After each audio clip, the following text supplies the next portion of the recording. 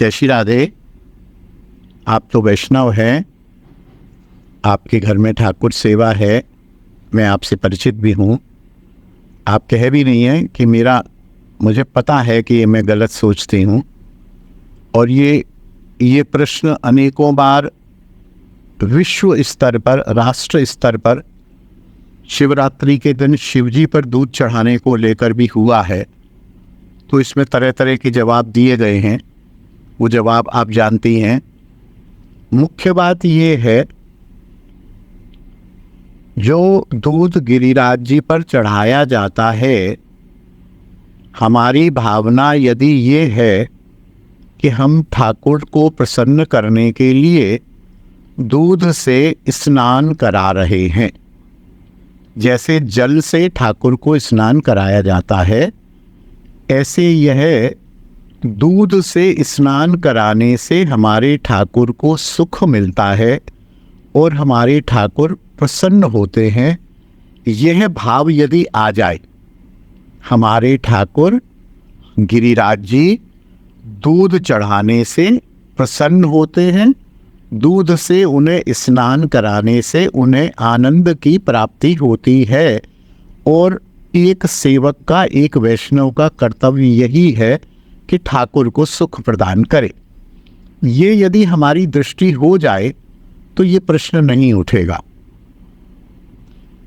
लेकिन शायद हमें ऐसा लगता है कि ये दूध चढ़ा के दूध को व्यर्थ किया जा रहा है।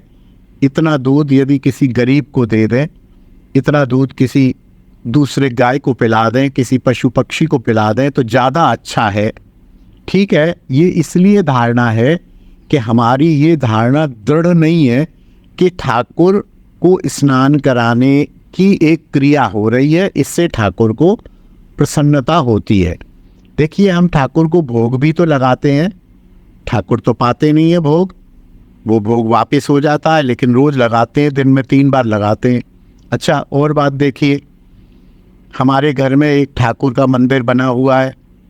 अच्छा, अभी पिछले साल 1.5 साल पहले हमने उस मंदिर में 40,000 रुपये लगा के उसको सुंदर बनवाया है, प्लाई लगवाई है, पत्थर लगवाए हैं, मकराना लगवाया है, उसमें लाइटें लगवाई हैं, मखमली दीवार लगवाई है।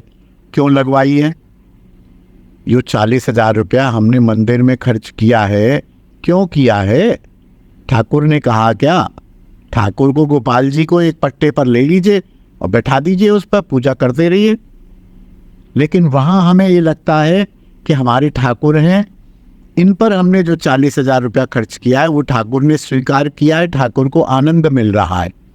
हम ठाकुर की लोग ऐसे हैं 10-10 हज़ार की पोशाक लाते हैं।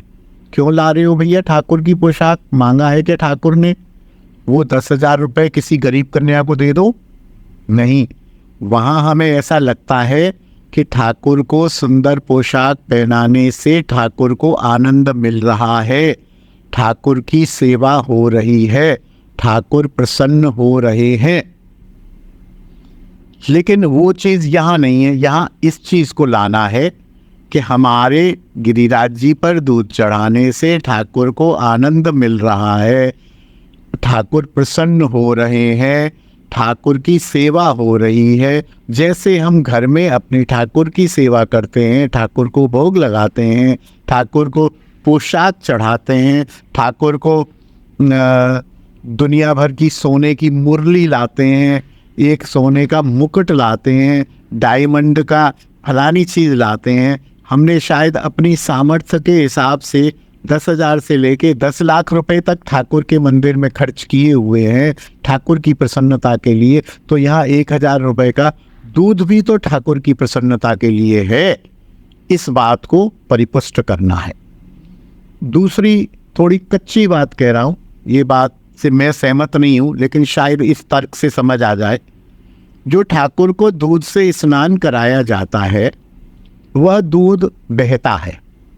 वो बहता हुआ दूध कभी कुत्ता पीता है, कभी बिल्ली पीती है, वो नाली में भी जाता है। नाली में जो कीट पतंगे आदि हैं वो पीते हैं, नाली से वो नाले में जाता है तो वहाँ मछली आदि जो और जंतु है, जीव है, वो पीते हैं। अल्टीमेटली वो जीवों के मुख में ही जाता है। ये लेकिन ये कच्ची बात है, इससे मैं सहमत नहीं हूँ ये तर्क देने के लिए, ये गड़बड़ हो जाएगा। फिर आप ये कहोगे तो फिर सीधा कुत्ते को ही पिला दो दूध, आप गिरिराज जी के ऊपर क्यों चढ़ा रहे हो ना। मैं तो सीधी बात कहता हूँ, मैं गिरिराज को प्रसन्न करने के लिए उनको दूध से स्नान कराता हूँ, ये मेरी ठाकुर के प्रति सेवा है और ठाकुर इससे प्रसन्न होते हैं। मैं नहीं, हजारों लाखों लोग चढ़ाते हैं, सैकड़ों मन दूध गिरिराज जी पर रोज चढ़ता है।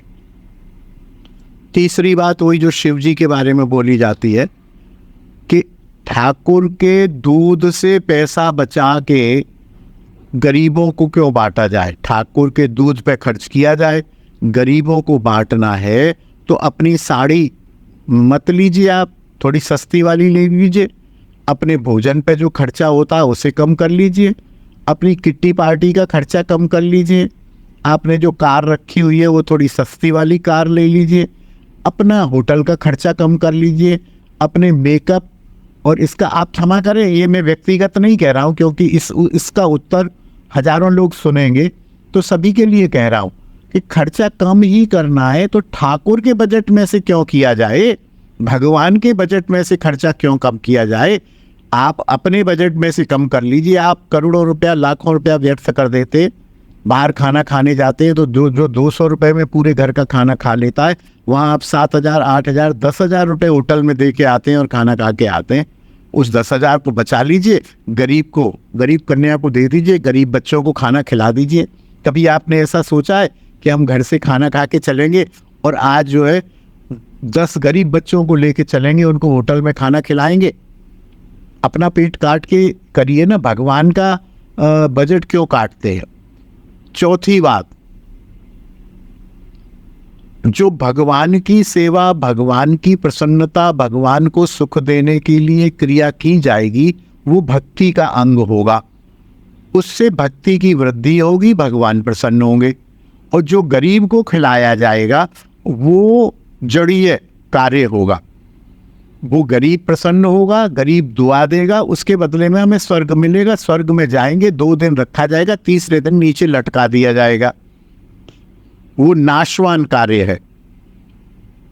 भगवान को भोजन देना, भगवान की प्रसन्नता करना चिन्मय कार्य है, ये जड़ कार्य है, वो चिन्मय कार्य है। दोनों में बहुत अंतर है।